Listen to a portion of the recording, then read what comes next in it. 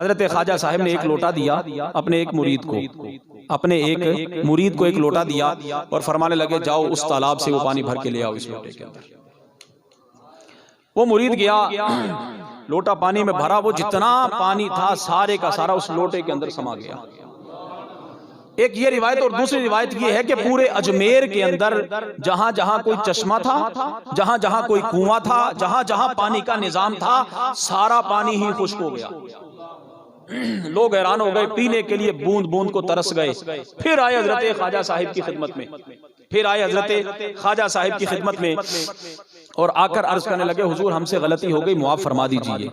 आपने फिर अपने उसी खादिम को फरमाया कि जाओ ये लोटा ले जाओ और उसी जगह तालाब के अंदर जाके तो उंडेल लाओ। जैसे ही पानी वो उंडेला, तालाब फिर भर गया, हर जगह से पानी के चश्मे फिर जारी हो गए।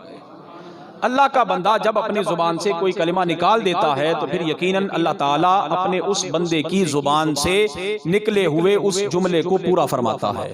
और इसकी वजह क्या है? इसके पीछे एक हदीस पाक, रसूल करीम सल्लल्लाहु अलैहि वसल्लम इरशाद फरमाते हैं कि जब अल्लाह ताला किसी बंदे से मोहब्बत फरमाता है तो हजरत जिब्रील अमीन को बुलाता है और फरमाता है जिब्रील फलां बंदे से मैं मोहब्बत करता हूँ, तू भी उससे मोहब्बत कर। जिब्रील अमीन उससे मोहब्बत करने लगते हैं। फिर अल्लाह ताला जिब्रील अमीन को बुलाता है और इरशाद फरमाता है आसमान में ऐलान कर दे फलां बंदे से अल्लाह जिब्रील मोहब्बत करते हैं, है आसमान वालों तुम भी उससे मोहब्बत करो। तीसरे नंबर पर फिर हजरत जिब्रील अमीन अलैहिस्सलातु वस्सलाम को बुलाया जाता है। अल्लाह ताला फरमाता है जिब्रील जमीन में चला जा और जाकर आम मुनादी कर दे, आम ऐलान कर दे कि अल्लाह ताला जिब्रील अमीन आसमानी मखलूक फलां बंदे से मोहब्बत करते हैं, लिहाजा जमीन वालों तुम भी फलां बंदे से मोहब्बत करो। तो फिर जमीन में उस बंदे की मकबूलियत और मोहब्बत को रख दिया जाता है। आज हम में से कौन सा ऐसा बंदा है जिसने हजरत ख्वाजा साहिब को देखा हो? है कोई? कोई भी नहीं। क्या हम में से कोई ऐसा है कि जिसकी जाहिरी बदनी रिश्तेदारी हो हजरत ख्वाजा साहिब के साथ? कोई भी नहीं। लेकिन फिर क्या वजह है कि हजरत ख्वाजा साहिब को 800 साल से जायद का जमाना गुजर चुका, दुनिया से पर्दा किए हुए। कितनी? 850 सदियां, मतलब एक सदी 100 साल की 850 साल से जायद का अरसा हजरत ख्वाजा साहिब को दुनिया से पर्दा किए हुए गुजर गया। आज भी उनका जिक्र बाकी है, आज भी उनका जिक्र बाकी। वजह क्या है? वजह वही कि रसूल करीम सल्लल्लाहु अलैहि वसल्लम ने फरमाया अल्लाह ताला जमीन में फिर उस बंदे की मकबूलियत को रख देता है। एक और हदीस पाक कि जब कोई बंदा नवाफिल अदा कर करके अल्लाह ताला का कुर्ब खास हासिल करता है तो फिर अल्लाह ताला फरमाता है कि मैं उस बंदे के हाथ बन जाता हूं जिससे वो पकड़ता है, मैं उस बंदे की जुबान बन जाता हूं जिससे वो बोलता है। मतलब ये कि हाथ इंसान के, जुबान इंसान की, लेकिन ताकत और कुव्वत अल्लाह रब्बुल आलमीन की तरफ से आ जाती है। इसीलिए तो हजरत ख्वाजा साहिब जब ऊंटों के बैठने की जगह से उठाया गया तो फरमाया ठीक है तुम्हारे ऊंट बैठे रहे, जुबान तो बज़ाहिर बंदे की है लेकिन कुव्वत अल्लाह की तरफ से है। तो फिर ऐसा बंदा जो कहता है वो हो जाता है। और अक्सर तौर पर समझने के लिए हम एक मिसाल अर्ज कर दें कि अगर किसी की अजमत व शान को समझना हो तो हम देखते हैं, अगर पीर को समझना हो तो हम देखते हैं उसके मुरीदीन के हवाले से कि मुरीदीन किस पाए के हैं, मुरीदीन किस पाए के हैं। उस्ताद की इल्मी काबिलियत को जांचना हो तो फिर उसके शागिर्दों को देखा जाता है। अगर शागिर्द ही कामिल हो, अगर शागिर्द ही कामिल हो तो फिर समझा जाता है उस्ताद तो बड़ा कोई आला दर्जे का होगा। हजरत ख्वाजा साहिब के एक खलीफा हैं हजरत ख्वाजा कुतुबुद्दीन बख्तियार काकी रहमतुल्लाहि ताला अलैह। और ये हजरत ख्वाजा कुतुबुद्दीन बख्तियार काकी पता कौन है? ये वो शख्सियत के जब ये बोलने के और चलने फिरने के काबिल हुए तो इनको पकड़ कर जब दरसगाह ले जाया गया कि जनाब आप पढ़ें। उस्ताद पढ़ाने लगे बिस्मिल्लाहिर्रहमानिर्रहीम, पहले पारे से, ये खामोश है, फिर पढ़ाया, फिर खामोश है, फिर पढ़ाया, फिर खामोश है। ये खलीफा है हजरत ख्वाजा मुईनुद्दीन चिश्ती अजमेरी के। कौन? नाम हजरत ख्वाजा कुतुबुद्दीन बख्तियार काकी। और हजरत ख्वाजा कुतुबुद्दीन बख्तियार काकी ही का मुरीद और इरादतमंद था सुल्तान इल्तमश। बड़े बड़े बादशाह इनकी बारगाहों में सलाम अकीदत पेश किया करते थे। और आप जानते हैं कि जब तक सूफिया का ताल्लुक सिर्फ अल्लाह और उसके रसूल सल्लल्लाहु अलैहि वसल्लम और मखलूक की रहनुमाई तक रहा, उस वक्त तक बादशाह इनके बारगाहों में जाया करते थे।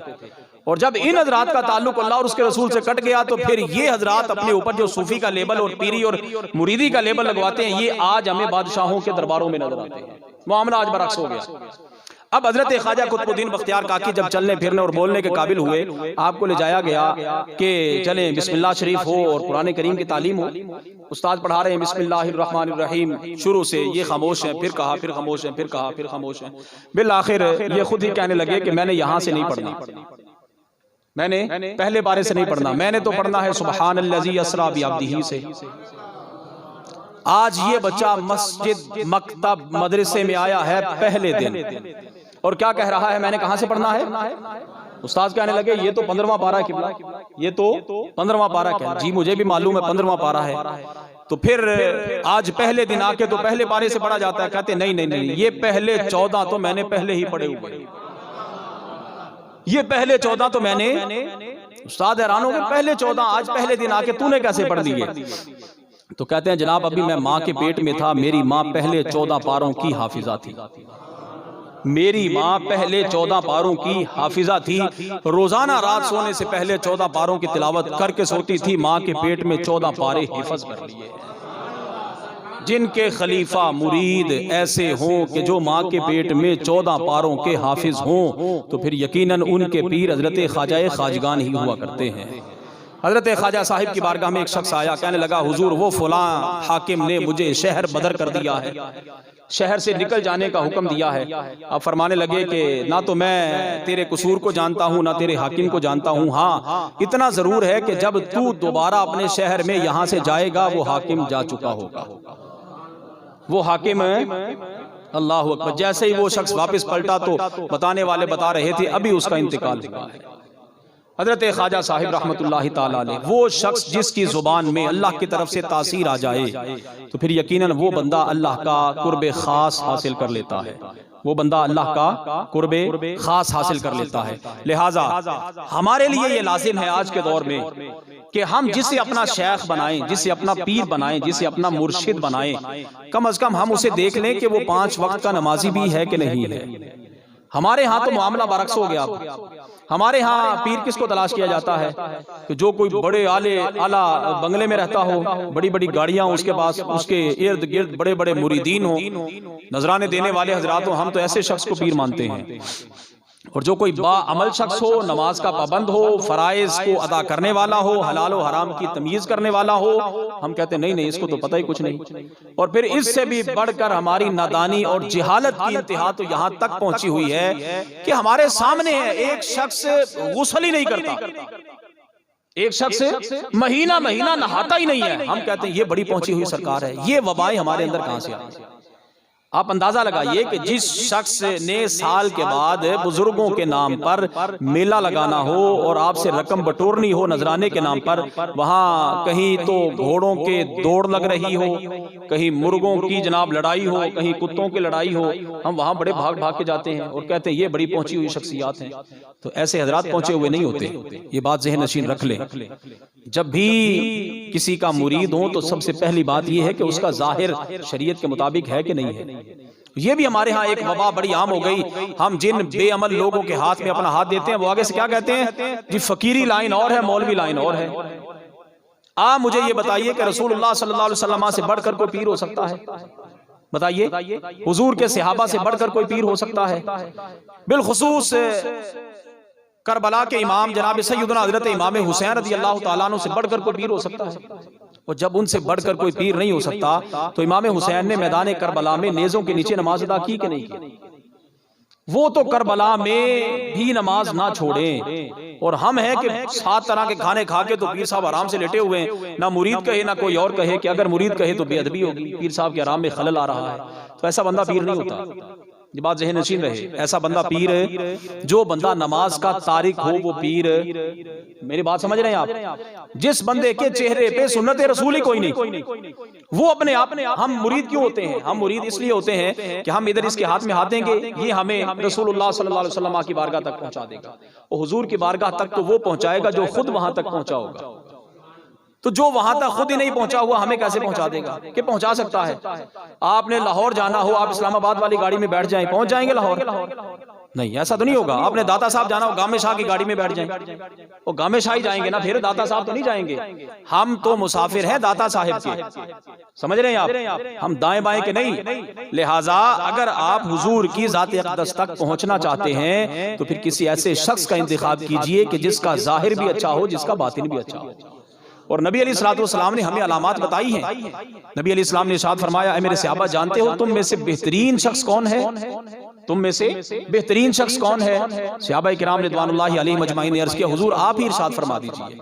तो मेरे करीम आका सल्लल्लाहु अलैहि वसल्लम ने इरशाद फरमाया, खियारुकुमुल लज़ीना इज़ा रुऊ ज़ुकिरल्लाह औ कमा क़ाल अलैहिस्सलातु वस्सलाम, तुम में से बेहतरीन शख्स वो है कि जब तुम उसके चेहरे को देखो तो तुम्हें खुदा याद आ जाए। बस फिर जिसके चेहरे को देख के खुदा याद आ जाए तो फिर समझ लीजिए वाकई को बंदा है। और अगर चेहरे को देख के कुछ और ही याद आए तो फिर समझे कि नहीं, गलत जगह पर आ गए। लिहाजा आज जरूरत इस अमर की है कि हम खुद भी हुजूर से मोहब्बत करें, हम खुद भी हुजूर के इन सच्चे गुलामों से मोहब्बत करें, इनके उस्वा-ए हसना को अपनाने की कोशिश करें।